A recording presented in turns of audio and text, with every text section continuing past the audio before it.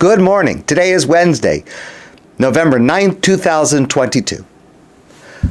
What I'd like to share with you this morning, I shared with you last year, but today I have a new ending. It relates to the Torah portion of Noach a couple of weeks ago, but the subject is very, very important, and it's relevant to every single one of us. And I think that it is worthwhile to discuss it this morning. What does it mean to have faith, to trust God, to have faith in God? Now, often when people say that, they mean, don't worry, it'll be okay. Have faith in God, it'll work out. God will take care of it. You're facing something, you're afraid, you're anxious. Don't worry, have faith. You'll see, it'll be fine. And in this sense, faith is meant to be positive, encouraging. I don't think that's correct. I don't think that is an authentic understanding, because sometimes believing that something will turn out well does not lead to it turning out well. Rather, having faith, authentic faith in God, means whatever will happen according to God's plan. And it will be good for us from God's perspective, even if we don't see it. We don't experience it as good. Or perhaps we only see that it is good many years later.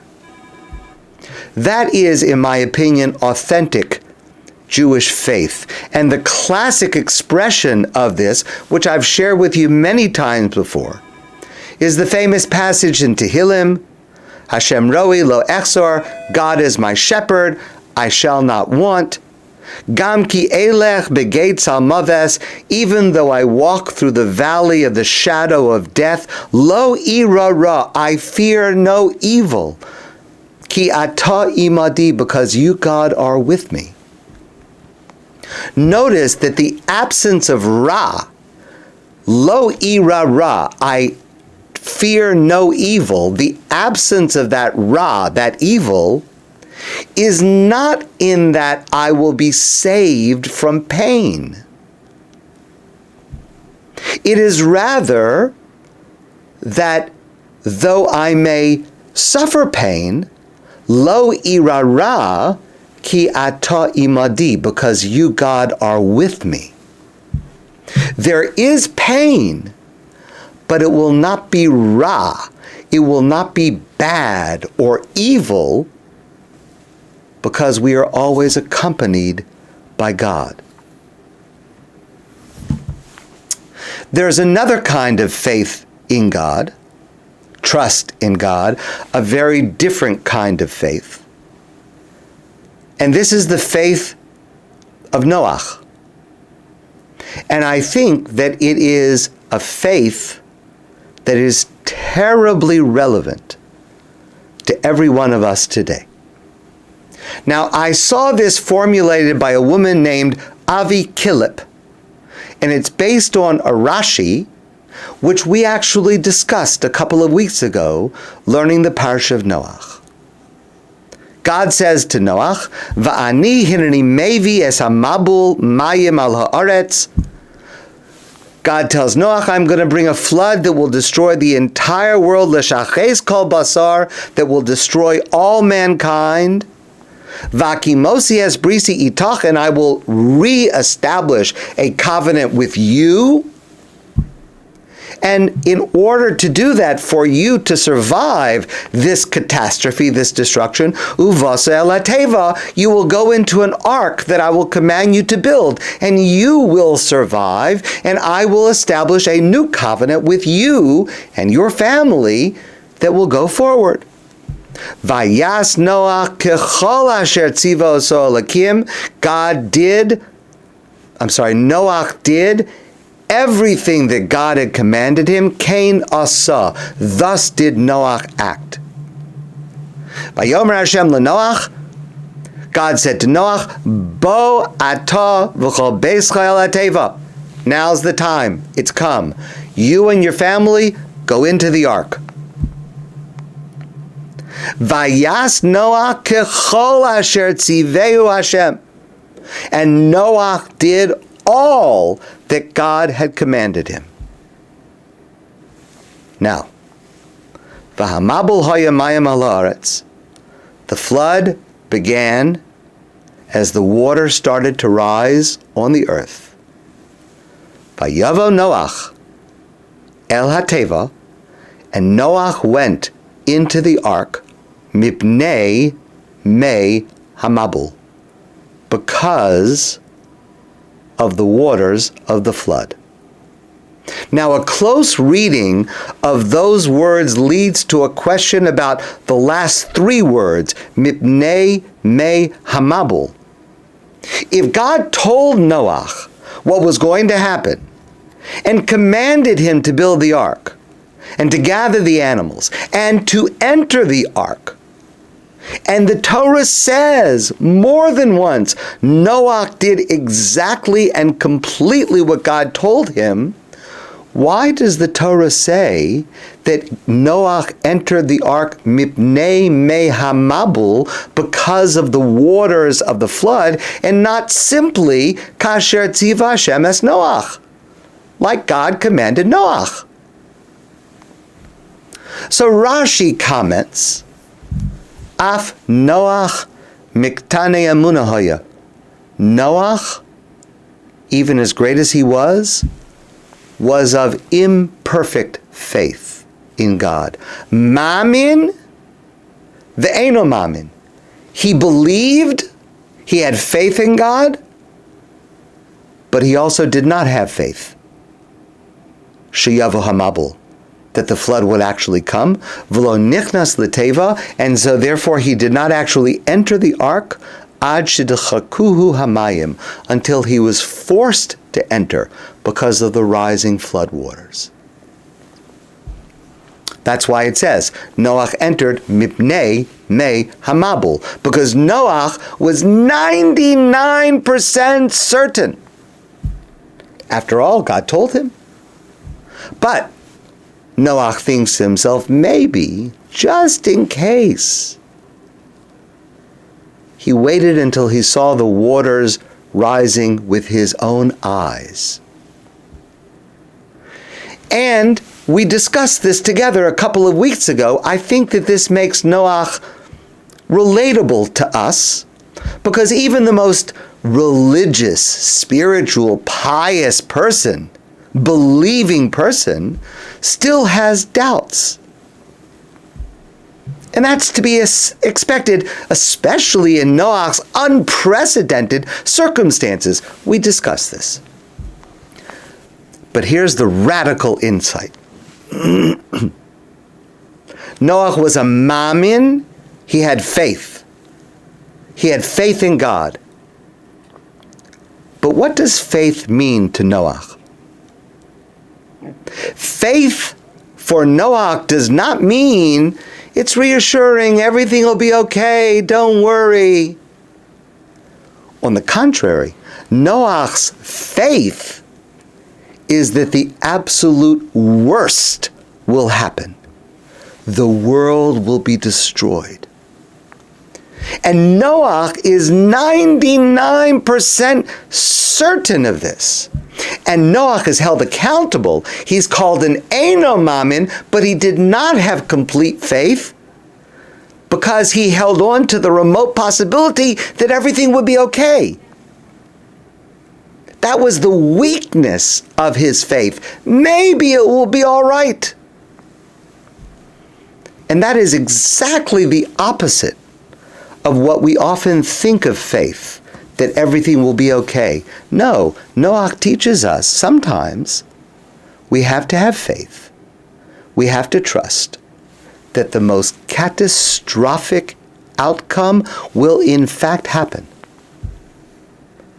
And we must prepare for it. Now, God does not speak to us today the way he spoke to Noah.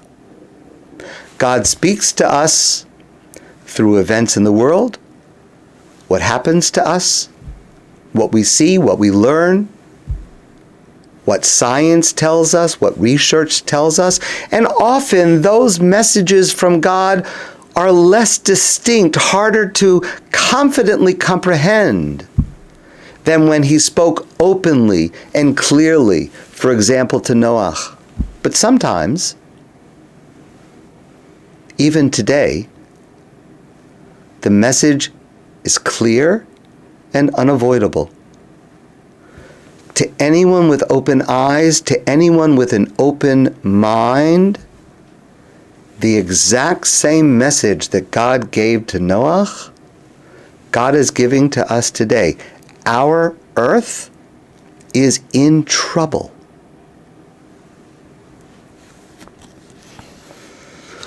Farhad Manjoo is a remarkable and eloquent writer. And several years ago, he wrote this article in the New York Times. 2019. He wrote, "We are BlackBerry after the iPhone, Blockbuster after Netflix. We've got the wrong design. We bet on the wrong technologies. We've got the wrong incentives, and we're saddled with the wrong culture. Our whole way of life is built on a series of myths.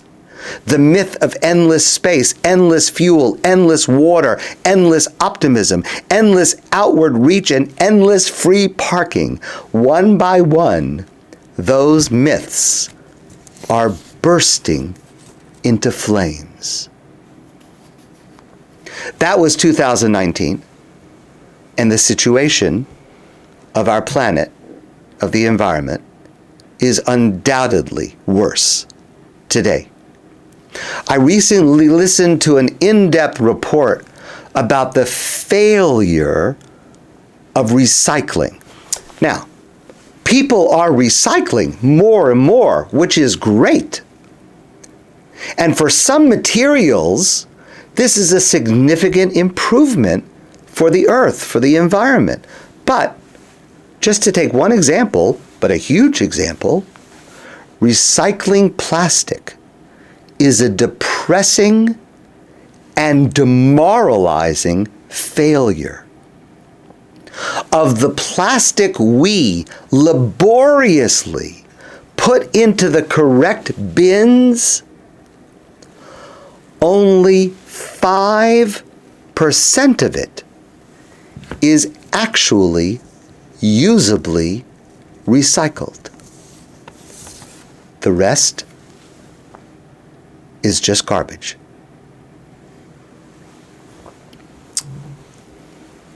Every 4 years, the United States government produces the National Climate Assessment. It's the United States government's premier contribution to climate knowledge, and it provides the most detailed look at the consequences of global warming for the United States, both in the present and in the future. A draft of that report was just released. And it says, the effects of climate change are already far-reaching and worsening throughout all regions of the United States. Again, it's talking about the United States. You can imagine how much worse it is in other parts of the world. Posing profound risks to virtually every aspect of society. The things Americans value most are at risk. More intense extreme events, long-term climate change make it harder to maintain safe homes and healthy families, reliable public services, a sustainable economy, thriving ecosystems, strong communities. All of that is in danger in the United States. The old narrative that climate change is something that's happening to polar bears or it's going to happen to your grandchildren, that was never true. But it is now obviously not true. There's bad stuff happening now where we can very confidently say this wouldn't have happened without climate change. And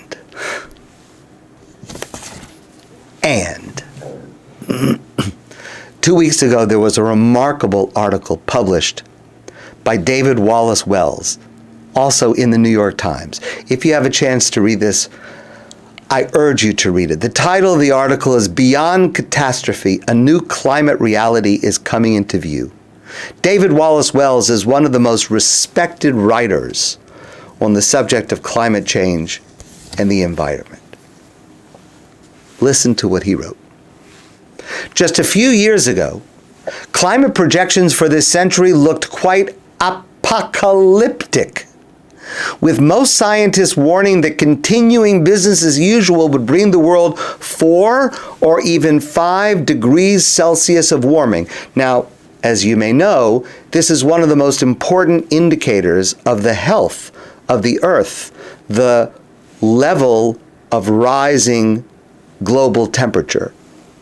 So a rise of 4 or 5 degrees Celsius is a change disruptive enough to call forth not only predictions of food crises and hate stress, state conflict and economic strife, but from some corners, warnings of civilizational collapse. Now, he writes, with the world already 1.2 degrees hotter, scientists believe that warming this century will most likely fall between 2 or 3 degrees.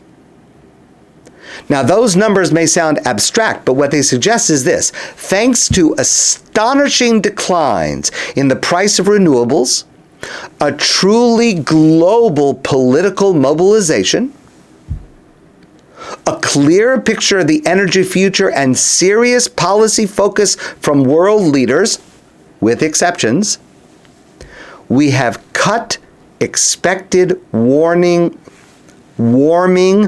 almost in half in just 5 years. Kate Marvell is a scientist with NASA. She's one of the lead authors of this study whose draft was just released. And she wrote, "The world will be what we make it."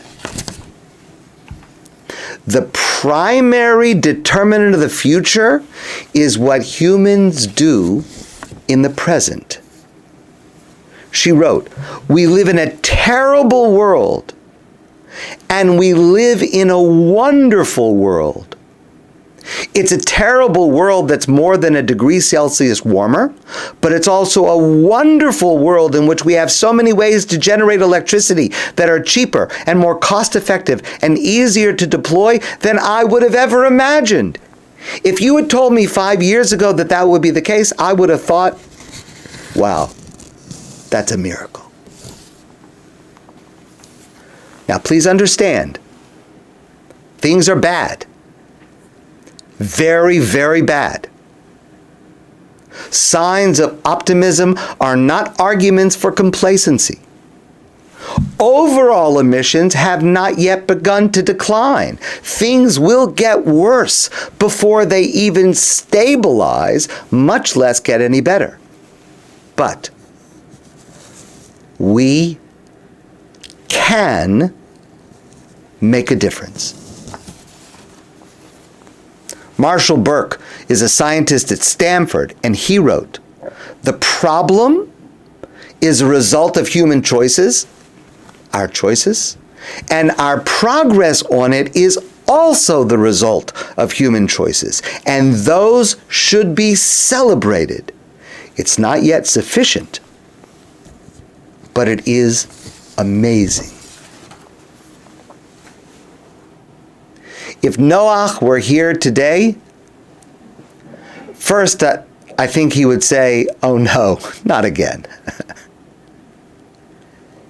And then I think he would say, "Have faith, but have my faith that it's a fact that we are destroying our world, and there is no one to fix it but ourselves. And also have faith that we can fix it.